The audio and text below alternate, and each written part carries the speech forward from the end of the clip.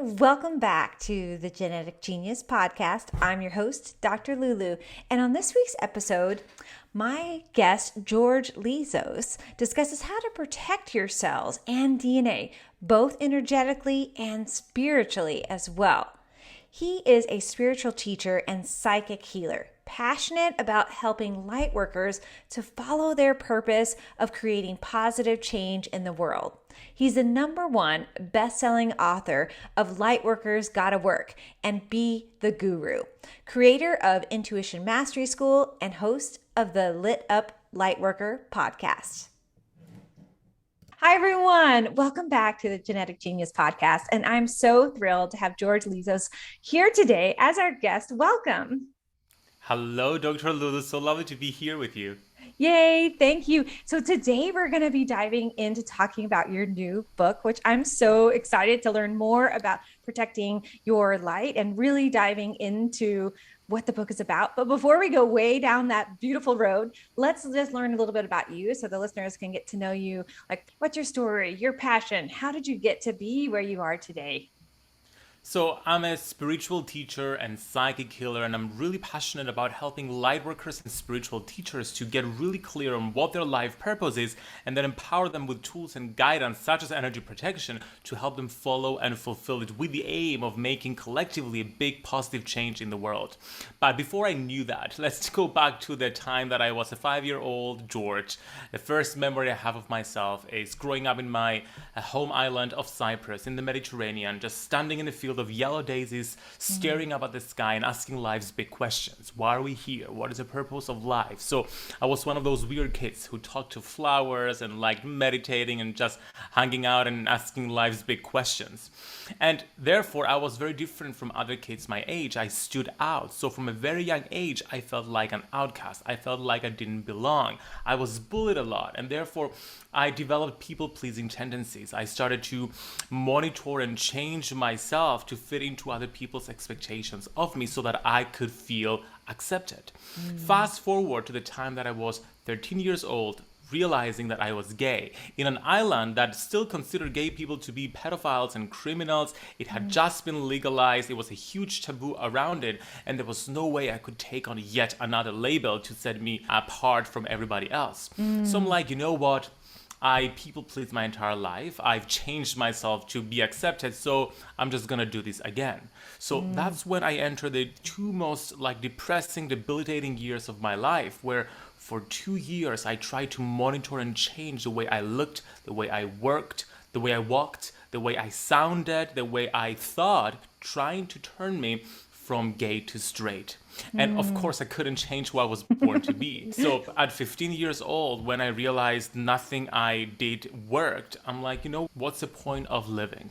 And that's when I hit rock bottom and I decided to take my own life. Wow. And it was in that dark moment, this dark night of the soul, that I had written a letter to my parents. I had a bunch of pills ready to put an end to it, that I had my spiritual epiphany. And I heard that voice, that answer that was always available and there for me, but I just couldn't see because I was resisting it. And that answer was, stop caring about what other people think, what society thinks, what the church thinks, and just learn to love and accept yourself exactly as you are. And I didn't know how to love myself. I didn't know how to accept myself. All I experienced was self-loathing and bullying. But I was ready to learn. And you know how it works. When you're open to change, the universe brings you opportunities to change. Yep. And that's how my spiritual path started.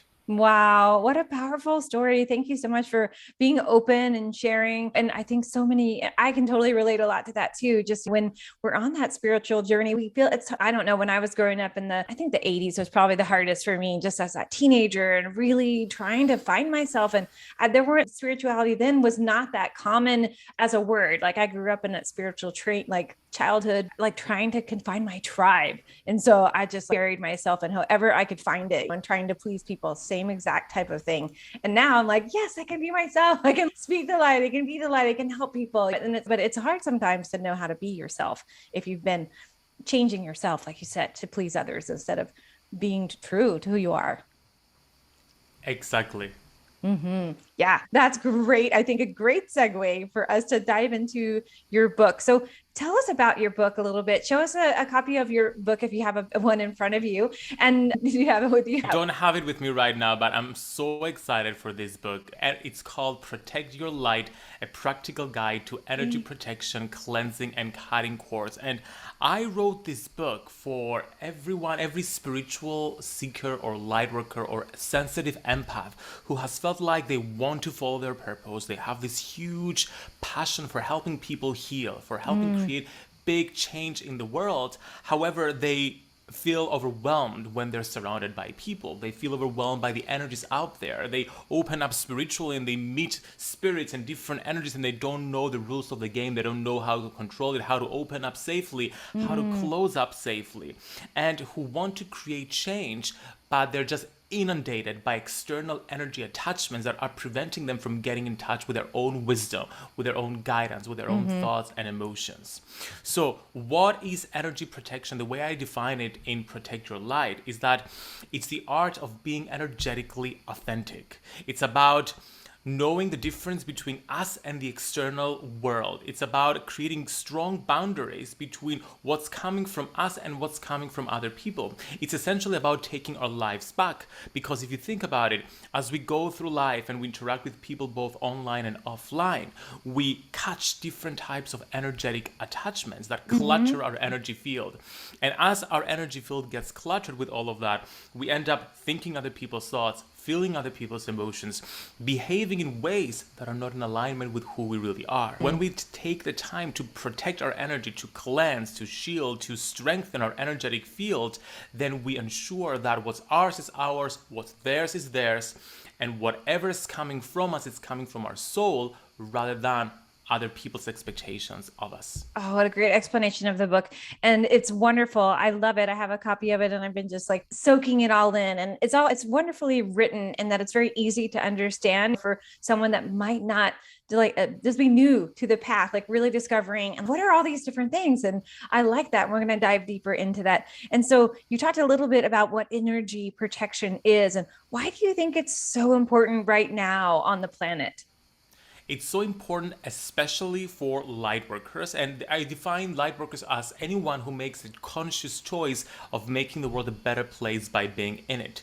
So it's very important for us because we have this global purpose. We're here to revolutionize the Earth's paradigm. We're here to upgrade the Earth's software, to introduce a new way of being in the world. Because our life purpose is so important, it's very important for us to be connected to our soul, to our inner being, so that whatever guidance is coming up, it's coming up from us rather than other people's expectations and conditioning.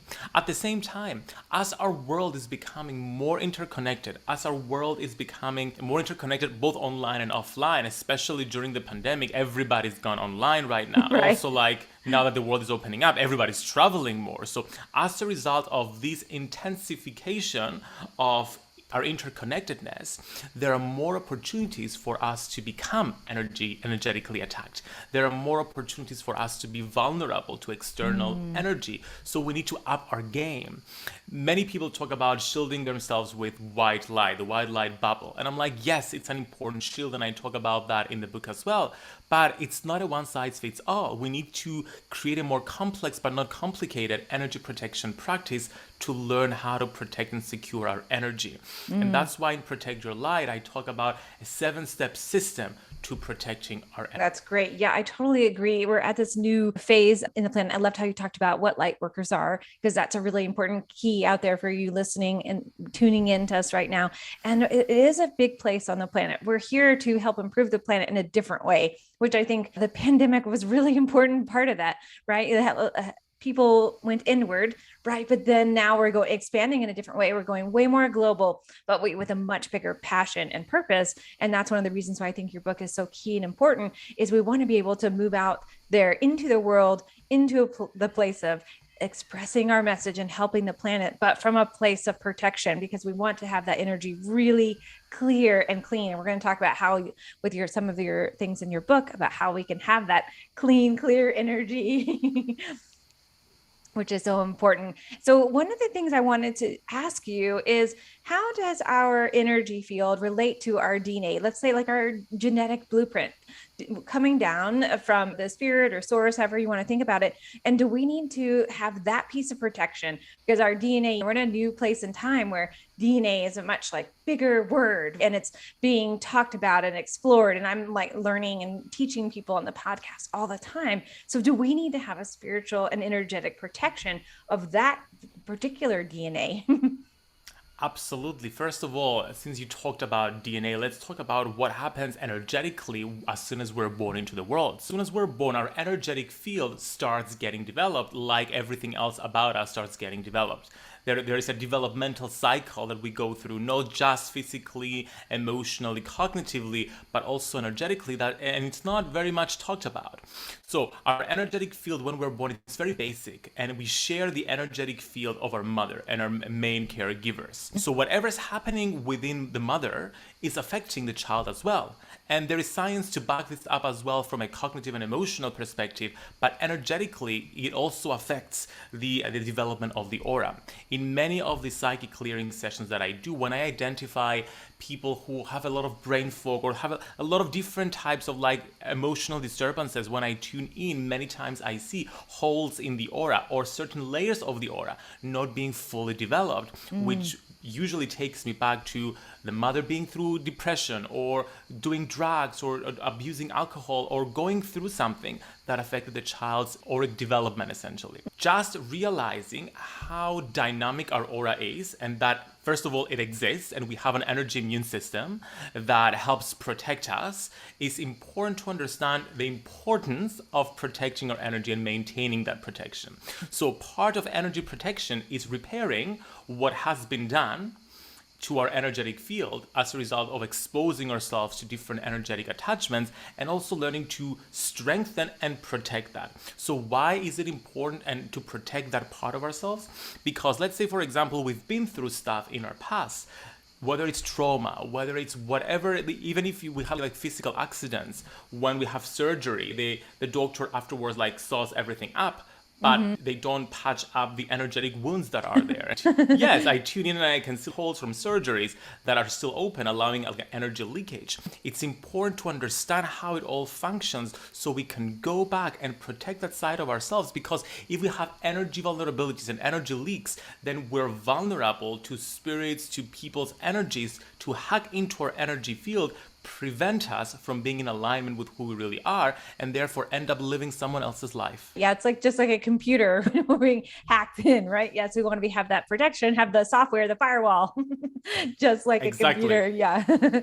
Yeah, that was a great explanation. And it's so important. I like how you related it back to that birth, that it's even in the preconception, right? When the soul is coming in and choosing which mother is going to be in that part of that birth process. And I work with a lot of patients who have had in their current place and time are in this place of illness. And when we look back, they've had that trauma from childhood and they're not able to express themselves physically, emotionally, and spiritually and choose their path forward because they're shifted, their DNA shifted, their energy shifted. Yeah, that was a great point. I love that you talked about that.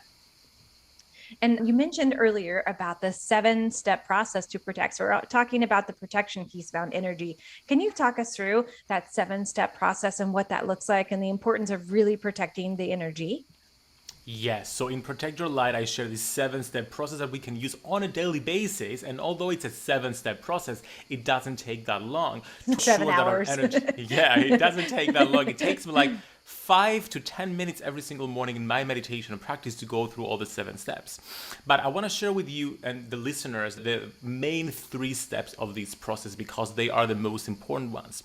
Now, step number 1 has to do with turning on our psychic vision to scan our energetic field and identify all the different energy attachments that are there cluttering our field that are interfering with the way that we think, feel, and behave. And actually, if people go to protectyourlightbook.com, when you get the book and enter your order number in the sign up link that I have there, then you get a free psychic scanning masterclass during which you'll get the opportunity. I guide you through, like it's a 60-minute masterclass where I guide you to turn on your psychic vision so you can scan your body and identify everything. Of course, That's I teach great. that in the book as well, but this is like an extra for people. Bonus. So that's step number 1, identify what's there. And then we move into step number 2, which is clear. Now, clearing or cleansing has to do with using different practices to clear whatever it is that's cluttering your energetic field. And in Protect Your Light, I make the case for Mother Earth, Gaia, being the OG energy protector, because she's been here for 4.5 billion years. She's managed to survive it all. So many different distractions coming from us as well and from different other situations, but she still comes on top. She has practices, she has systems in place to ensure she constantly finds her balance. I was lucky, my first degree was in geography, so I studied the Earth's practices and processes from a scientific perspective as well, like the ocean currents and the plate tectonics and the glacial systems, and how she uses that to cleanse herself. And we can leverage those same processes to clear our own. So in the book, I guide people through earth-based practices and also working with the elementals, the spirits and consciousness of nature, and also with our own body, because our own body is the most powerful energetic tool to clear what's happening within us. And then we move on into step number 3, shielding. Of course, a white light bubble is a great shield to use, but as I said earlier, there are way more shields that we can use and should use. In Protect Your Light, I distinguish between 3 different types of shields: amplifying shields, transmuting shields, and repelling shields. Each different category has a different purpose. Amplifying shields raise our vibration and therefore strengthen our natural auric defenses. Transmuting shields transmute energy as it comes towards us into love and light before it reaches us. Then repelling shields, like for example, there are amulets such as the evil eye that many people are familiar with. It repels negative energy, wards off negative energy as it comes towards us. And also I teach how we can layer those shields to ensure that we have maximum protection whatever the circumstance. That's great. It's super easy steps. And I like how you broke them down. And it's important to have something. I like how you mentioned in the very beginning about having a daily practice. That is really important as a light worker. And when you're in this place of really wanting to up level your body and your spirituality and your health, is to have that daily practice. I like try to meditate, or I usually have my practice 2 to 3 times a day. The middle one, sometimes it just depends. It's more like a walk or being in nature, which for me is part of meditation. But I never, unless something is like really weird, skip my morning and evening meditation. It's part of my DNA. It's like my ritual. And I know how important it is for sure. Exactly, and I love my morning practice as well. And we don't have to have a full hour-long practice for those people who can't do it. My practice is 3 hours every single morning, but for people who don't have this time, and there are many people who don't have that, we can have little rituals throughout the day that we can spread out throughout the day. We can do a Palo Santo cleansing in the morning, and then we can use an aura spray at work, and then we can have a cleansing unicorn shower. That's how I call it in the book, when we come home at night. So there are easy practices in the book as well of using candles and using Palo Santo and even using our hands to break up energy and cleanse ourselves. Yeah, so important. And one thing we mentioned earlier was about traveling, and lots of people starting this new place of travel. Do you have any specific tips for cleansing while traveling? Because I personally do a lot of traveling, and the airport is always crazy. And I think it's important for people to understand how important it is to protect your energy when traveling. Yes, okay. I love this question because I also love traveling, and it's tricky energetically when we travel or when we are in like any form of public transportation, especially if you're subway. a sensitive empath. Like it can be a lot. So when it comes to choosing what shield to use, I like to advise people to think of what the purpose and the intention behind that situation is. Let's say, for example, if you're hanging out with friends, you want to be open, you still want to be protected, but you want to be open to receive energy, to share energy, to have an empathetic and deep connection. So you're not going to use a repelling shield. It's too harsh for it. You're going to use either a transmuting shield or just an amplifying shield. But for situations like going like to the airport, for example, you don't really want to be open to feel everybody's energy around you. You're going to go crazy, especially if you're an empath. It's just too much. So what I like to do, I like using repelling shields at the airport, where I basically close myself off energetically and don't allow any of the other energy to come in, and I just shut off energetically, and I keep my cocoon of love and light around my body, really tight around my body. So the kind of shield that I would use at the airport, and I use fire shields. Now, fire shields, like by visualizing the surging fire all around you, burning whatever it is that's coming towards you and preventing any of that energy from affecting you. So a repelling shield, such as a fire shield or a mirror shield, would work really well while traveling and while being in like public spaces with so many people's attention. Those are great. I love those ideas. And it is important because, like you said, when you're sensitive and an empath and traveling, there's just people all around you. So I do the same thing. I put myself like in a bubble and I'm like, okay. And when I'm traveling with my partner, I always have the conversation ahead of time. Okay, we're going to be traveling. Let's have our energy connected, and really like step by step and making sure that everything, and then setting the intention, which I love that you talk about intentions in your book too, really setting the intention that everything for the trip is all lined up and all the people that are helping us are all just in line, ready for the trip to be easy, especially now when things are more complicated. Yes, energy work works with intention. And sometimes intention is visualizing something, sometimes it's saying it out loud, thinking it, or sometimes it's just knowing that something will take. Yeah, totally. And one thing you mentioned too earlier, also in your book in chapter 4, you talk about the energy immune system. And the immune system, I think, is one, I know how important it is, but I think that people, listeners, and our environment, especially with the pandemic right now, are just like immune system, and they want their immune system to be activated. So what is the energy immune system, and how does it differ from our physical immune system, and how can we really activate that during this particular time?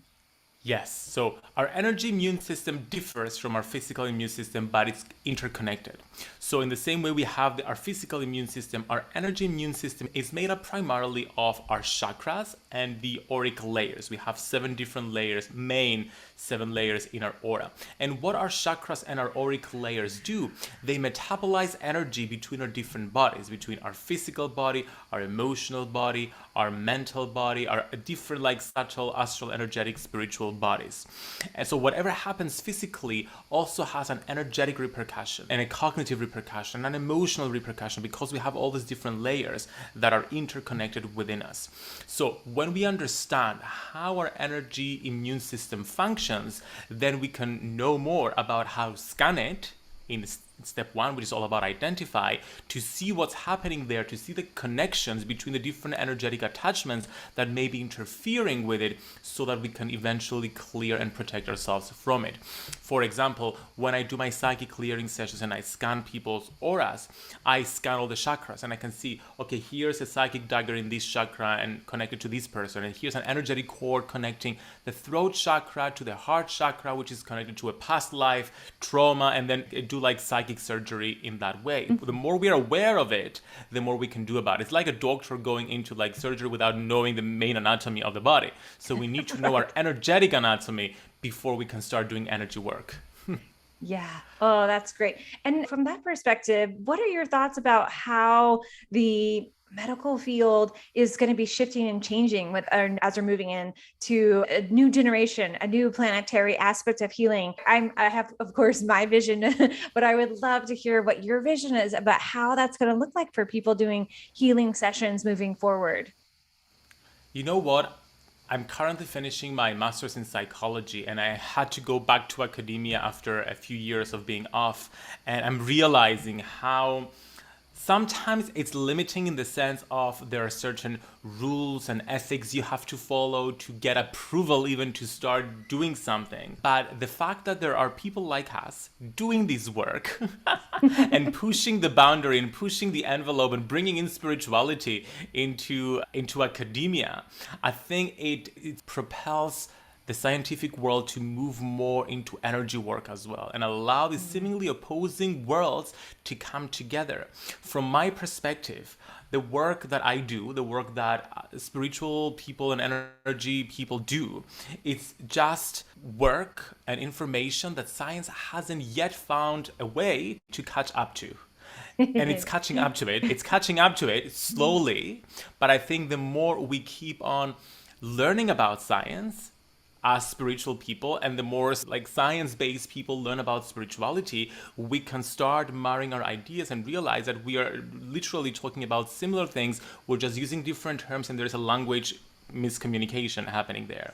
So my vision for the future is that there is spiritual science, and science is moving into spirituality, and it's more open to accept certain beliefs without immediately bashing on them or just shutting them down, and being open to see what they bring. Because what is the point of science? It's being open to any idea until proven otherwise, to Yeah. be announced, to be continued. Let's see how it develops. Yes, I think that's right on. Yeah. I really like how you talked about that combination, right? That the science and the spirituality merging and being more one instead of like right now, it's two separate boxes, right? It's like you have this belief and then, oh no, they can be one. I think the doctor of the future is like bringing those two together and really find, like you said, when you said like the spiritual surgery, all of those things. And for people changing their openness, being open, being receptive, allowing new things, trying new things, because our healthcare system, I don't know how it is in Cyprus, but here in the United States, it is like totally broken and people are just really fed up with it. And so I think that's why they're seeking out so much alternative care and learning. They've lost the ability to learn how to heal themselves, and that and awakening that inner healer, knowing that they're the ones that do the healing. It doesn't come from the outside, it comes from within. Yes, and I think integration is the future here. When we integrate everything, we don't dispel anything, and we just accept different points of view. We bring in, I think what I learned when I did that specialization in integrative medicine was that you always start less invasive and then you progressively go more invasive. Start with the energy work, you start with herbal remedies, and you start with flower essences. And if it doesn't work, then you move on to something more invasive. And then eventually you combine everything. You don't reject, you just see the range of options you have around you and you accept them all, and you trust your inner guidance and go through. Yeah, I love that last piece. Trust your inner guidance. It's so true. And that's the other part I think that your book talks a lot about too, is just really trusting yourself, learning how that intuition, that awareness about your energy field, how your body is doing. But that's when we learn to communicate with ourselves, or listen to the communication, I think is more even a better way to describe it. Listening to how our body's communicating with us. If it's an energetic piece, where's that energetic like hole, like you talked about, being aware of it and being aware that something's being not in complete alignment. How can we bring ourselves back in, whether it's breath work or movement or healing, to be in that place of awareness? Yes. Yeah, totally. So you talked about some important things about cleansing. How often let's talk a little bit, let's dive deeper into cleansing, because I think that's a really important piece. How important is it to cleanse our energy body? And then how often should we do it? I think you talked a little bit about even doing some morning and afternoon and evening. And how do you know like how often to do it?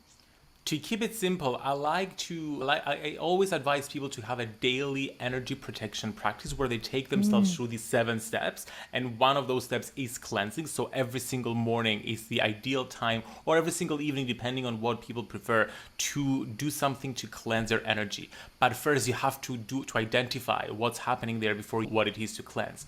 And I want to share a little practice that I use. Usually, I'm going to share one that I use in the beginning of the day, and one that maybe at the end of the day that's easy for people to use and take away right now and just put into practice. At the start of my day, what I like to use after I've identified what's in my energy field, I use the golden energy net. That's how I call it in the book, where essentially you visualize an energetic net, like a web of light, that's golden. It's a golden energy net right below your feet, and you visualize that filtering your body and your aura and your energy field, and whatever it is that is there, you're just removing it from your energy field, filtering it out, and then sending that energy up to the ethers, allowing it to be transmuted by all the frequencies of light there. It's just a beautiful visual to cleansing and removing stuff. And I talked about visual. As I said earlier, energy work works with intention. So for the people who can't visualize that, you don't have to visualize it. Simply intending it and seeing, or even saying out loud, or even writing it out loud, or even like thinking that this is happening, it is happening because you're intending it, because that's how energy works.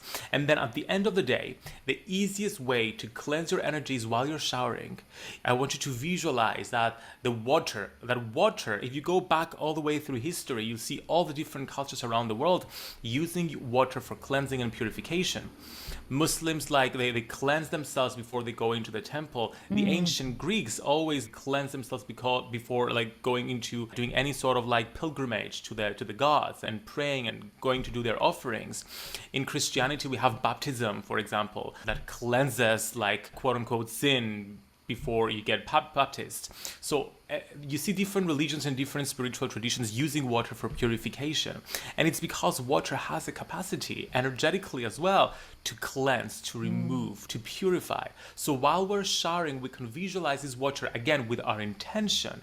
Instead of just clearing our physical body, also clearing our energetic bodies. And wherever it is that we've gathered like throughout the day, we're just cleansing it and allowing it to exit our body and just drain out through the drainage. Those are great examples. I love the little golden net example that you gave. That's so beautiful. And also how you talked about that if you can't visualize, setting the intention, because not everyone has that part of their brain turned on yet. We all have that piece within us, but it might not be activated yet. So setting the intention for that is really important. And then water. I think water is not taken for granted, but it's not being used enough. People, they don't understand like how important it is to drink healthy, activated water, not just tap water or plastic bottled water, but drinking water that is healing and nourishing ourselves. And our body is so much a percentage of water. When we use it on the outside as a purification process, in cleansing, our body recognizes it so easily, right? Oh, water, I am water. Just like electromagnetic frequencies and energy and vibration, our body, that's what our body is. So it's so easy to relate to it. Yes, and in Protect Your Light, I think I have a chapter called Sacred Water, where I teach different practices of working with water for cleansing. And it has to do with charging the water with different frequencies, such as like creating rainbow water or moon water, or adding crystals to water to energize the water with crystals, or putting flower essences and herbs to create different types of waters that we can use for cleansing and purifications, even like running ourselves. And I have practices as to how we can do that and activate water for cleansing. Yeah, that's great. And crystals, herbs, flower essences are so important. And I love how you talked about the moon water, because the moon and the sun, and there's a reason we have cycles, especially as women, we have this cycle within us that's a natural state. And when we connect with the different cycles of the moon and the sun, it allows us to tap into those energetic frequencies and to tune into how our body works and those around us. And really, there's a reason that we clear as women too, for that cycling time of the month. We want to let go of things that aren't energetically serving us as well. Yes, and we can use water of those different cycles to support ourselves. So, for example, in Protect Your Light, I teach about creating starlight water and solar water and then full moon water, like through 3 different complete energies that you can use at different stages of, let's say, for example, your cycle. For example, you can use starlight water when you're going through dark night of the dark phase of the moon, the new moon, when the sky is clear and the stars are more potent, and you can use the light from the stars to create feminine energy and drink it with your water and allow that energy to cleanse you in some way or to energize you.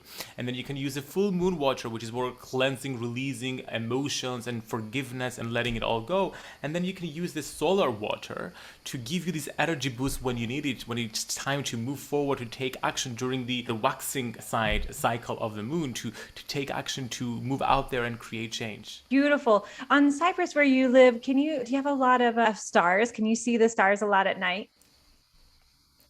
You can see them clearly, especially during the summer, which is most months of the year.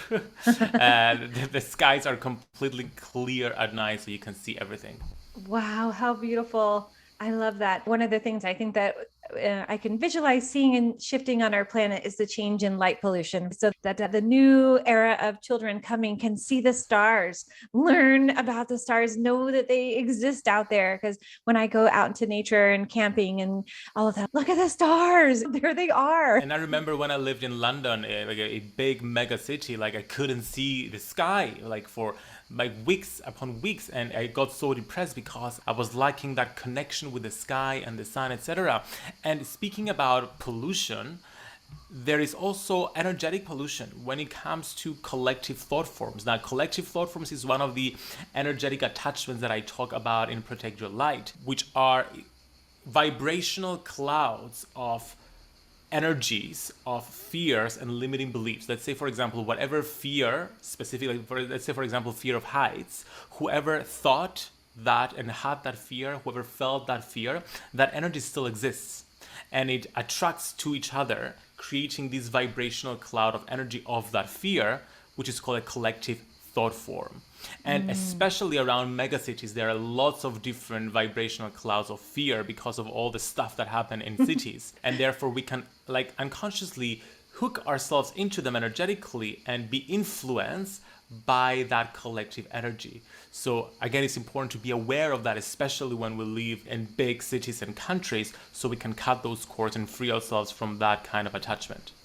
Right. That's great. And that's another question I had coming up too. So that's a perfect opportunity. What does that mean exactly what's a cord, cutting the cord? I think that some people, so like you have a big cord, an extension cord connected to an outlet or something. Yes. So energetic cords. So I call them energetic cords of attachment. We have energetic cords of attachment with everyone and everything that we have a relationship with, whatever that relationship may be, and however close or not that relationship is. So we have energetic cords to our family, to our partners, to our lovers, to our friends, to acquaintances, to our pets, to objects, to our past lives, to events in our lives, to places around the world we've been to or we haven't been to, or that we have ancestral connections or past life connections with. And how you see this clairvoyantly, and if you can visualize it. Let's say, for example, the umbilical cord that we have to our mother, even though that cord, the physical cord is cut, there is still an energetic cord connecting us to our mother. So you can visualize that kind of cord energetic though. And we have that to everything we have a relationship with. Now, those cords, some of them are positive, some of them are negative, depending on how that relationship is. The reason it takes a long time for people to get over their exes usually is because although the relationship has ended, the energetic core of that relationship is still intact. So it gives people permission and access to our own energy, vice versa. So if they're feeling anger, we're feeling that anger, and that anger is directed towards us. And then it creates this dynamic that prevents us from tuning out of that relationship. So by cutting the cords, and I teach in Protect Your Light how we can cut those cords, we relinquish the energetic connection of the different toxic relationships we have, so that we can be free to move on. So important. Thank you for explaining that. And I liked how you talked about, it's not just a physical form with someone, right? Like a physical being. It can be an object, like a business, or it can be, like you said, traveling to different areas. There's so many different connections, and people can check out your book to find out more about cutting the cords and how to change that if they're feeling like I had a toxic relationship with an old partner and business partner, and I did work so that I could really be in my own field. And so I could finally, because I kept having all these things come back up emotionally, and I was like, okay, something's not quite in sync here. And so I did that process, and it was great for me, really good. And another piece that you talk about too in chapter 29 is like the elemental shields, which I know you mentioned a little bit about the fire shield. Is there one that particularly would be helpful right now for, what's a good way, for the pandemic, for people really wanting to protect themselves? Here's the way from the fear factor that people are listening to and hearing about things in their environment, because some people are still having the fear about going outside and interacting with people and all of that. Is there a good elemental shield, if you could talk about what those are, and then for having that to really help protect us from our own fears, is a good way to describe it. Does that make sense? Yes, of course. So the reason I included elemental shields is because, as I said earlier, there is so much we can learn from nature. Elemental shields are essentially, we're drawing from the energy of the different elements: fire, earth, air, fire, water, and spirit as well, to shield ourselves with the vibrational frequency, with the collective oversoul and essence of that energy, and draw upon those qualities for different purposes. You can use a fire shield, for example, to burn. So fire both distracts and creates. So it distracts whatever comes towards us, and also it creates positive energy for us and motivation to move forward. Water shield, for example, is great for emotional issues, and whenever we're feeling emotional, or there is emotion, or we're feeling vulnerable at a time and we're being attacked, we can create a water shield. Air shields are very transmuting. They move energy around. Think of the wind. It just moves anything, everything around, so we can shield ourselves with the wind in different situations. But for a situation such as a pandemic where there is so much noise and there are so many people telling us you should do this, you should do that, get vaccinated, don't get vaccinated, go out, don't get out, put a So many mask, different don't wear a mask. messages. Yes, Like it's so many- confusing. So the best shield to use for me is a forest shield. It always feels so peaceful when I do this. It basically has to do with tuning into and visualizing and being there with your mind in a beautiful forest and thinking about this forest. Like, it has so many different elements. It combines all the different elements. There are the trees and the earth, and there is air, and there is the sun, and there is wind, and there is water, there are streams. So visualizing yourself in a forest and then visualizing that forest melting away and becoming energy, and magnetizing that energy around you and allowing that energy to be part of your energetic field, and then take that energy with you during your day. So wherever you're in that forest, where it's calm and peaceful and you're able to communicate with your own inner guidance rather than tuning to other people's inner guidance because you're disconnected from yours.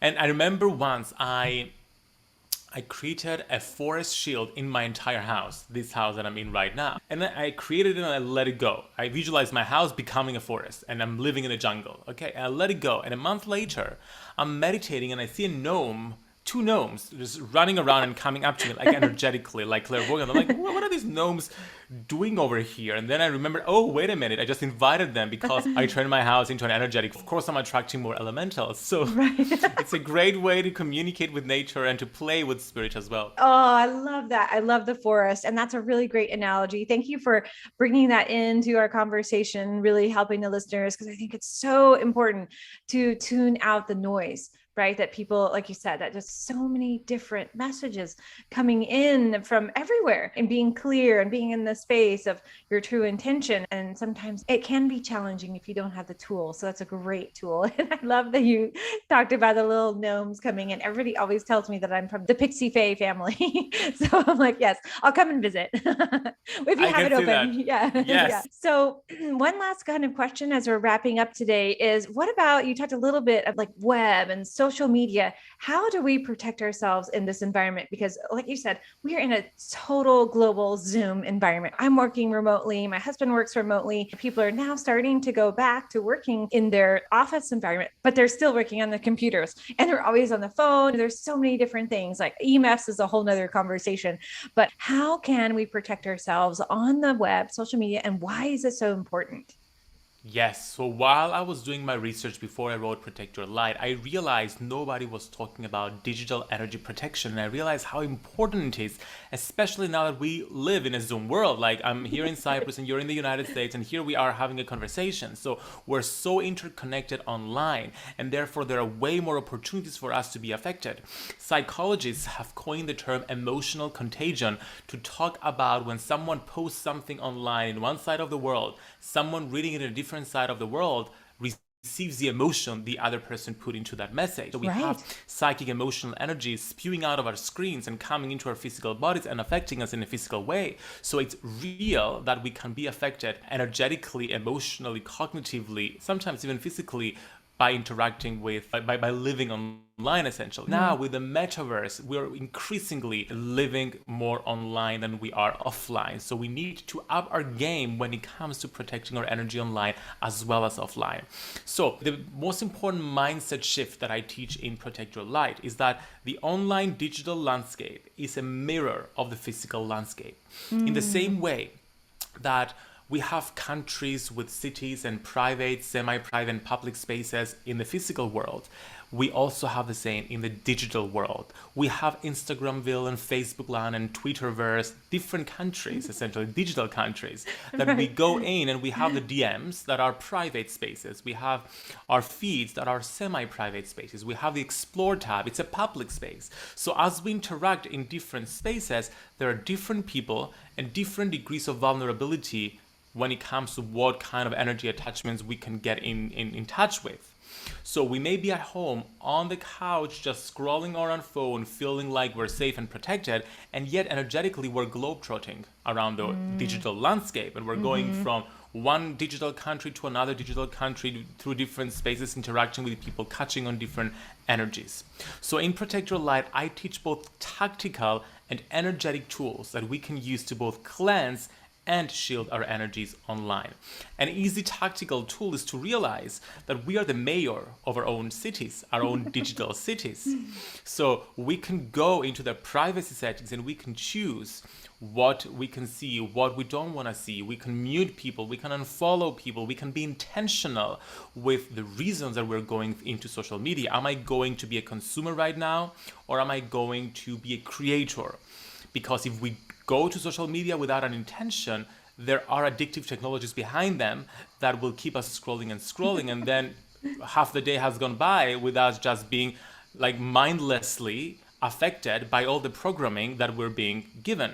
So unless we have this intention and unless we take control tactically of our social media, then it's going to control us, and we're gonna get into situations where we're energetically attacked and being vulnerable. Oh my gosh, so important, so fabulous. Thank you for explaining that. And I love all your little analogies. And that would be a great, I think, workshop for you to do, because I think it's so important that like it could just be a live workshop, anything where people could learn, because I think that especially the children growing up, they're already being exposed to the internet and through different social medias at such an early age. And it's affecting, of course, it affects us as adults, but it's going to really be affecting the children growing up and learning as adults our own protection in social media, but also how to help our children with that growing up. Okay, yeah, here's our environment. Here's what we can do. Here's set the intention, which you said. Also, setting a timer. I do that. I'm like, okay, I'm done. And I can start to feel a shift in my energy, or like in my whole like body. Oh God. So I like, okay, I'm going to spend 30 minutes in the morning just doing some work,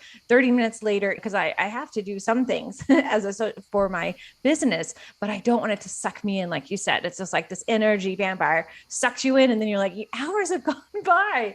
You're like, what happened?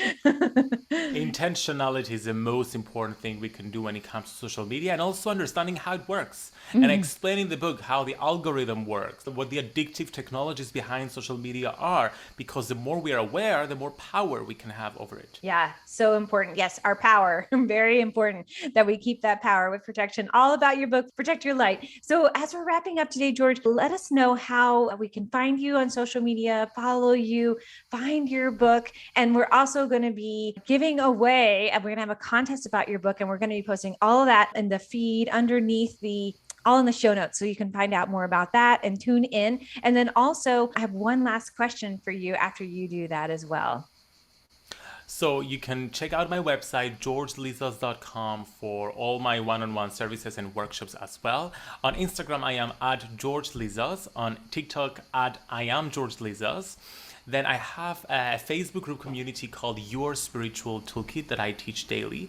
And when you get the book at protectyourlightbook.com and enter your order number, you're also going to get the free psychic scanning workshop, which is a 60-minute workshop that I teach you how to turn on your psychic vision so you can scan your body and identify anything that you can clear. Wonderful. Thank you so much. And we'll have all that in the show notes as well. And then one last question. If you had an unlimited budget right now, what would you do to make the biggest impact on the... I would start a charity about something. I would start a charity or an organization that I would train people, and I would have different coaches training people in energy work, in energy protection, meditation, having a spiritual practice, and really training like younger children as well, so that we can create a new generation of awakened children who are going into this world conscious, aware of their purpose, aware of how they can use not just their mind and their emotions, but also their energy and their magic to create change in the world. I love that. Ding! Like you totally get that one. That one's great. Yes. I want to one of my goals is to put all of these wonderful manifestations into one podcast or one reel or something, because it's amazing. I've had 130 guests now, and there's so many different things, but they're also very similar, right? We all have this vision, like it's like helping people with food and spirituality, farming, connection, all these things. When people really think about, okay, if there was nothing stopping me, what would I do? Anything can happen. And then you have the biggest vision, and it's so cool to hear what people say. So thank you for sharing that. Thank you for asking the question. I never had thought about that, and now I know exactly why. And it helped me clarify my vision even more. Yay. I'm glad I can help with that. Thank you so much today for joining us, George. I loved our conversation, and I can't wait to share it with the world. Thank you so much for having me. I'm so grateful.